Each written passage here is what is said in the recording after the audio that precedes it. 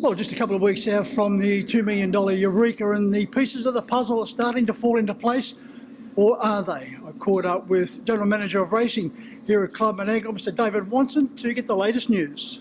Well, David, the Eureka 2 weeks away, and the tension and the excitement continues to build. How are we as far as the pieces of the puzzle falling into place? Yeah, the pieces of the puzzle falling in great. Tonight we've seen Catch a Wave just go enormous. We've just seen Lost Storm win. Rip was fantastic tonight in the free-for-all here. A little bit unlucky, got out late, hit the line really hard. No, things are falling into place really nicely, I think, Mick. Yeah, I think Doug Hewitt was pleased with the performance of Rip. Yeah, really happy he was. Horse pulled up great. I just went and spoke to Doug. He'll have one more run, assuming Wayne chooses him for the Eureka, I think. That's pretty much what's going to happen, especially after tonight's performance. He was really strong, really happy, really pulled up well. He'll have one more run before the Eureka here in 3 weeks' time. Dave, the singer, we'll talk about that in a minute. The performance of Catch a Wave was just simply superb, and no doubt sent out a very strong signal to leap to fame. This is not a one-horse race. Yeah, a lot of people have just made that assumption. Like, we know how good Leap to Fame is, what a great horse. They sort of forget sometimes that Catch a Wave did win the Chariots of Fire in the Miracle Mile as a 4-year-old and broke 49s when he done both those races. So, yeah, he's no slouch, is he, Catch a Wave? And we've seen it tonight once again just how good that horse is. There was a few doubters, I suppose, after his first run, but Andy Gath, he just gets his horses right for these big races. He's a supreme conditioner at the right time with his horses, and yeah, what a race it's turning out to be.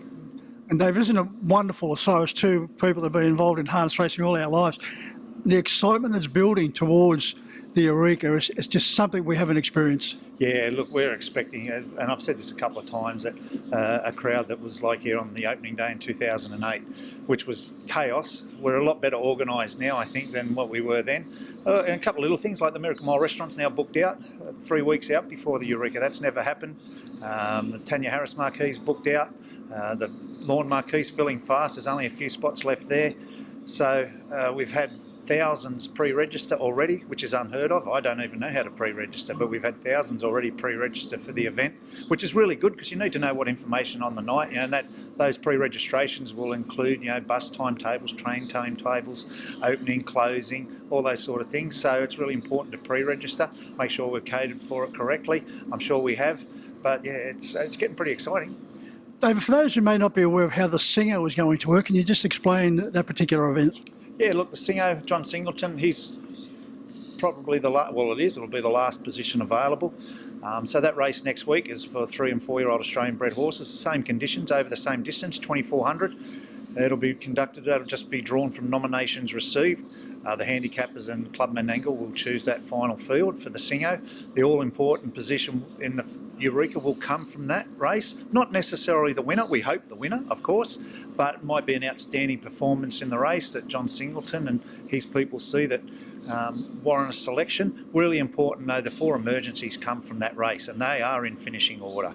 So the 4 emergencies will be picked from the Singo. Really important to know that the 4 emergencies in the Eureka aren't necessarily 1, 2, 3, 4. If, and God forbid, there's a horse that's a late scratching, you can choose from any of those 4 horses. It's not necessarily the first one. You can choose from any of the 4 horses for your emergency position. But it's really important that people that have any illusion that they want to be around in the Eureka, they've got to nominate for the Singo, because that's all that's left. On the subject of John Singleton's involvement, David, what a shot in the arm for harness racing to have someone of his success. He's just been a success story for many, many decades to be involved in harness racing. Yeah, look, it's really exciting for the club. Already it's gained exposure that we would never really expect to get into the exposure we have in a lot of the medias. And that's only going to continue next week. That'll be ramped up once again. It's really exciting to have him on board. He's seen the value of this race and how exciting it's going to be. He's going to be here next week. Through history, Singo likes to look after the people that look after him. So I would suggest people get here next week, because it's not beyond him to maybe buy a beverage or two for 1 or 2 people that might be here on the track. So I do suggest, if you want to come out and watch some good racing, maybe have a drink with Singo. It might be an idea to be here next Saturday night. He's renowned for shouting the bar. You never know, but he is renowned for it. Dave, I've got some important racing coming up. The JC Caffin plate is now also getting closer and closer, and we kick off with heats at Bankstown on Monday. Yeah, well, actually, there was a heat a couple of weeks ago at Young. This is the second round of heats at Bankstown on Monday. There's the final round will be next Friday of drivers' heats at Newcastle. So hopefully, people support those races and put their horses in. They are penalty-free racing. The final will be the first race here on Eureka Night. Once again, it's something the club's really proud of. It's in about its 13th year now. JC Caffin, it's just grown in stature every year. That's something, as I said, the club's proud of. Kari get right behind it. They love the event. So yeah, no, it's building along nicely, and what's going to be a great night here on Eureka Night. I think I might have been missing in action for that first round. You might have been missing in action. Yes, I know. I was looking for you. Thankfully, we found you.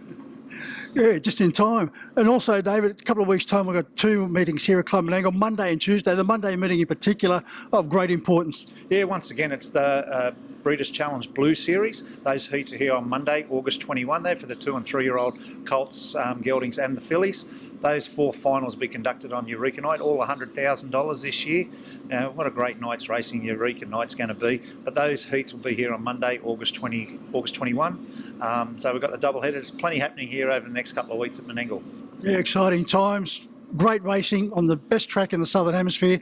Where else would you want to be than Club Menangle? No, you've hit the nail right on the head there, Mick, and I'm glad you're here.